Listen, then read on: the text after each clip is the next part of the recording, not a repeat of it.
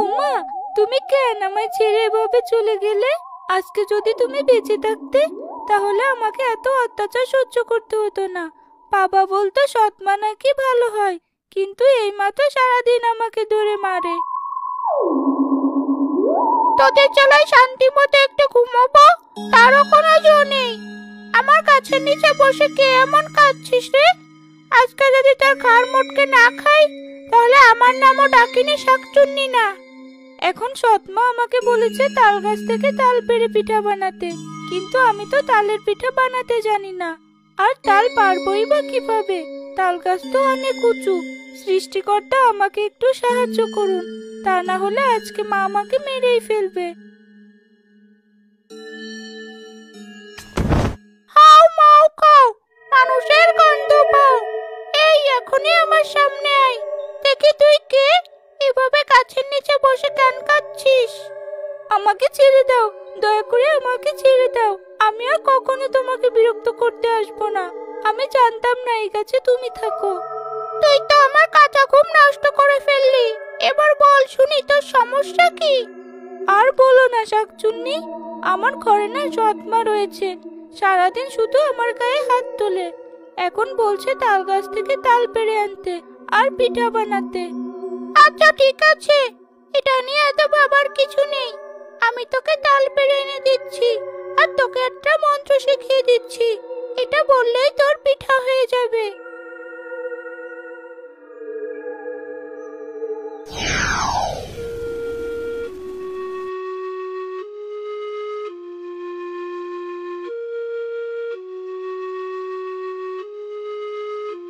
তোমাকে অনেক ধন্যবাদ শাকচুন্নি, তুমি আমাকে অনেক সাহায্য করলে। আজকে তোমার জন্যই হয়তোবা আমি সৎমার মায়ের মার থেকে বেঁচে গেলাম। আর শোন মেয়ে, কোনো সমস্যায় পড়লে আমার এখানে চলে আসবি।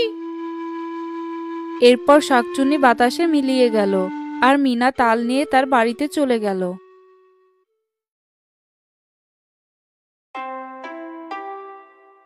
ও আমার বাবু সোনা, কোথায় গেলি তুই? তাড়াতাড়ি এদিকে আয়, তোর জন্য অনেক মজার মজার খাবার বানিয়েছি। এত বিরক্ত করো না তো। আমার যখন ক্ষুধা লাগবে আমি নিজেই খেয়ে নেব। এখন দয়া করে খাবারগুলো রেখে দাও, আমার এখনো ক্ষুধা পাইনি। খাবার রেখে দেওয়ার জো আছে? সতীনের মেয়েটা কখন বাইরে থেকে চলে আসবে তার কোনো ঠিক নেই, এসেই চুরি করে খেয়ে ফেলবে। তোর জন্য কত কষ্ট করে খাবারগুলো বানালাম। কতবার তোমাকে বলেছি ওকে এই বাড়ি থেকে বের করে দাও। বাবা তো বাণিজ্যে গেছে, বাবা ফেরার আগেই ওকে যেভাবে হোক বাড়ি থেকে তাড়াতে হবে আমাদের। আর বলিস না বাবা, আজকে ওকে তালের পিঠা বানাতে বলেছি। আমি জানি ও তালের পিঠা বানাতে পারবে না।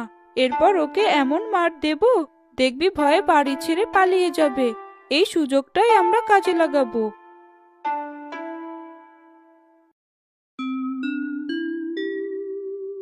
কিরে, তুই এখানে? তোকে তো বললাম তাল আনতে আর তাল দিয়ে পিঠা বানাতে। এই তো দেখো মা, আমি তোমার জন্য তাল পেড়ে নিয়ে এসেছি। এটা দিয়ে আজকে তুমি পিঠা বানাও। আমি তো জানি না কি করে পিঠা বানাতে হয়, আমি কোনোদিনও এরকম পিঠা বানাইনি। বললেই হলো পিঠা বানাবি না? পিঠা কিভাবে বানাবি তা আমি জানি না। তোকে আজকে তালের পিঠা বানাতেই হবে, তা না হলে আমি বাড়ি থেকে তোকে বের করে দেব। না মা, এমনটা করো না। বাবা তো বাড়িতেই নেই।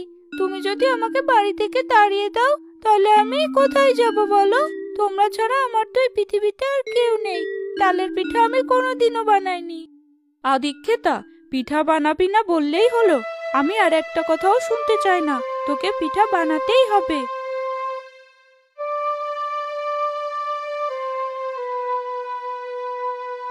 মাগো, তুমি যাওয়ার সময় কেন আমাকে সাথে করে নিয়ে গেলে না? এখন আমাকে বলো কিভাবে এই পিঠা বানাবো। কখনো তো তালের পিঠা বানাইনি। আমি বরং সেই শাকচুন্নি শিখিয়ে দেওয়া মন্ত্রটা বলে দেখি পিঠা তৈরি হয় কিনা। সং রং রং রং, তালের পিঠে তৈরি হ। আরে বাহ, কত সুন্দর পিঠা তৈরি হয়ে গেল। যাই, এটা গিয়ে মাকে দেখাই, হয়তোবা মা আমার উপর অনেক খুশি হবে। কিরে হতচ্ছাড়ি, কয়েকটা তালের পিঠা বানাতে তোর এত সময় লাগে? এখনই তালের পিঠা তৈরি কর, আমার অনেক ক্ষুধা লেগেছে। এই দেখো মা, আমি তোমার জন্য তালের পিঠা তৈরি করেছি। এই হতচ্ছাড়ি আবার তালের পিঠা কিভাবে বানালো সেটাই বুঝতে পারলাম না। ভেবেছিলাম তালের পিঠায় ছুতোয় ওকে বাড়ি থেকে বের করব। যাই হোক, পিঠাগুলো তো ভালোই বানিয়েছে, খেতেও মনে হয় দারুণ হয়েছে। আজকে আমি আর আমার ছেলে মিলে সবগুলো পিঠা মজা করে খাবো। হয়েছে হয়েছে, তোকে আর এই পিঠা খেতে হবে না। আমি বরং আমার জন্য পিঠাগুলো নিয়ে যাই। মাগো, কত কষ্ট করে তালগুলো পেরে এনে পিঠাগুলো বানালাম। আমাকেও দুটো পিঠে দাও, খেয়ে দেখি কেমন হয়েছে। আহারে, লোভ দেখে বাঁচি না। তালের পিঠা দেখে জিভে জল চলে এসেছে। লোভী মেয়ে কোথাকার। আর একটা কথা বললে তোকে বাড়ি থেকে বের করে দেব। এরপর মিনার সৎমা তাকে নাকি একটা পিঠাও খেতে দিল না। তারপর সবগুলো পিঠা নিয়ে সেখান থেকে চলে গেল।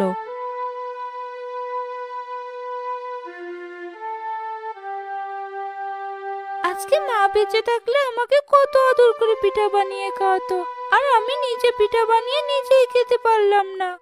কি রে হতচ্ছাড়ি, এখানে বসে বসে কেন করছিস? কেমন ধরার মেয়ে রে তুই? আমি তোকে তাল পেড়ে দিলাম, পিঠা বানানোর মন্ত্র শিখিয়ে দিলাম, আর তুই কিনা আমাকে রেখে একা একাই পিঠা খেয়ে ফেললি। তাই তোর বাড়িতে চুরি করে পিঠা খেতে চলে এসেছি। আমাকে যা খুশি বলো গো শাকচুন্নি, তোমাকে আমি কি করে পিঠা খাওয়াবো? আমি নিজেই তো একটা পিঠেও খেতে পারলাম না। অমন ঠাসা ঠাসা তালের পিঠা সৎমা তার ছেলেকে নিয়ে সবগুলো পিঠা একাই খেয়ে ফেললো।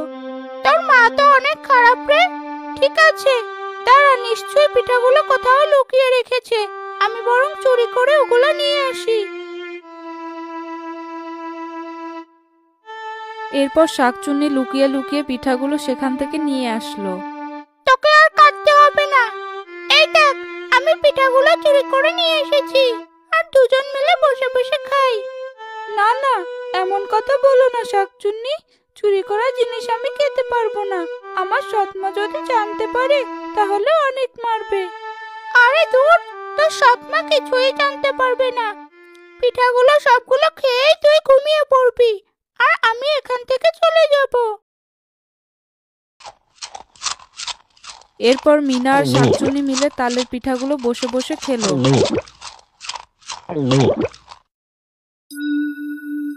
অনেক রাতের বেলা শাকচুন্নি সেখান থেকে চলে গেল, আর মিনা ঘুমিয়ে পড়ল। কিন্তু ভুল করে পিঠার বাসন শাকচুন্নি মিনার ঘরেই ফেলে রেখে গেল।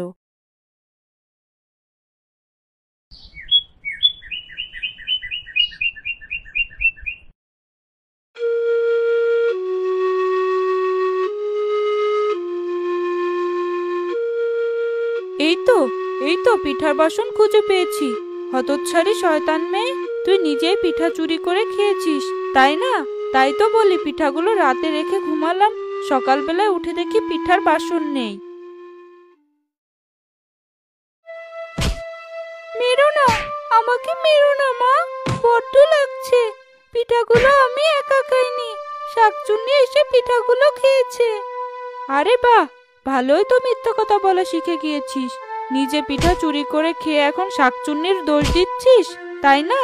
আজকে তোকে বাড়ি থেকে বের করে দেব। বিকালের মধ্যে যদি তুই শাকচুন্নিকে আমাকে না দেখাতে পারিস, তাহলে আজ তোর একদিন আর আমার একদিন। এরপর চম্পা রাগ করে মিনাকে বাড়ি থেকে বের করে দিল।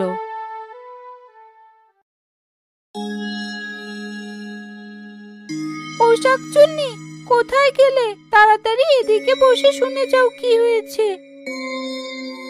আমার সৎমা আমাকে বাড়ি থেকে বের করে দিয়েছে, এখন আর আমার যাওয়ার কোনো জায়গা নেই।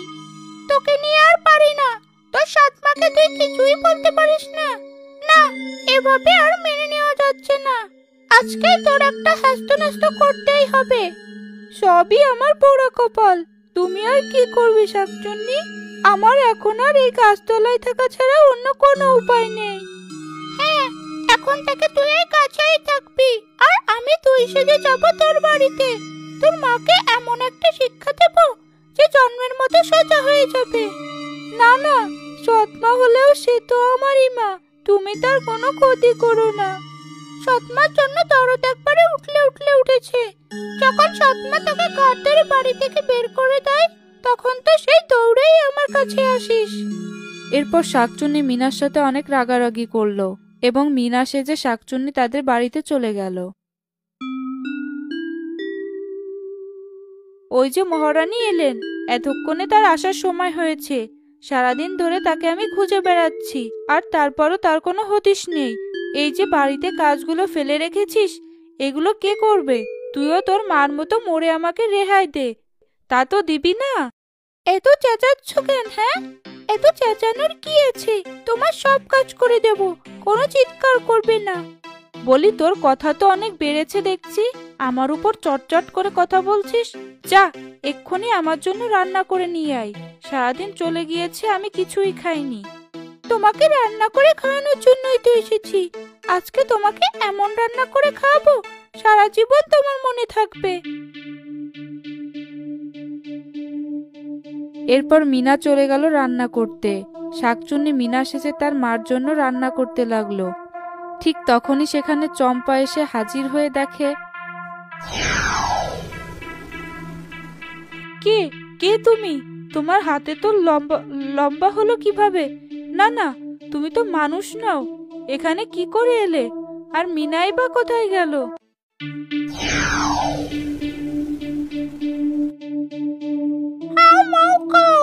মানুষের গন্ধ পাও, আমাকে চিনতে পারিসনি? এতদিন তো একটা অবলা মেয়ের উপর অনেক অত্যাচার করেছিস। কয়েকটা পিঠা খাওয়ার জন্য তাকে কিভাবে মেরেছিস। আজকে তোকে এমন শিক্ষা দেব, সারা জীবন মনে রাখবি। তোর তো অনেক শখ শাকচুন্নি দেখার, এজন্যই তো মিনাকে বাড়ি থেকে বের করেছিস।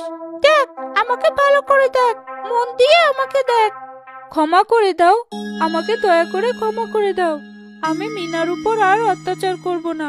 আমাকে ক্ষমা করে দাও। আমাকে মেরো না। আমার আর আমার ছেলের কোনো ক্ষতি করো না। তুই তো অনেক বড় পাপ করেছিস, তোকে তো এর শাস্তি পেতেই হবে। আমি তোকে আর তোর ছেলেকে ছাগলে পরিণত করছি। এই বাড়িতে তোরা এখন থেকে ছাগল হয়ে থাকবি আর ম্যামা করে ডাকবি। তবে ভয়ের কিছু নেই, মিনা এখন থেকে তোদের দেখাশোনা করবে, তোদেরকে কাঁঠাল গাছের পাতা পেড়ে খাওয়াবে। হা হা হা, হাও মাও খাও, মানুষের গন্ধ পাও। না না, এত বড় শাস্তি আমাদেরকে দিও না, আমরা তাহলে মরে যাব। এরপর শাকচুন্নি চম্পাকে এবং তার ছেলেকে ছাগলে পরিণত করলো।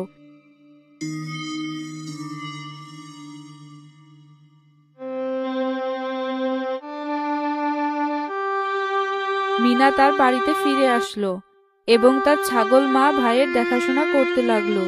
এভাবে তারা তাদের পাপের শাস্তি পেয়েছিল।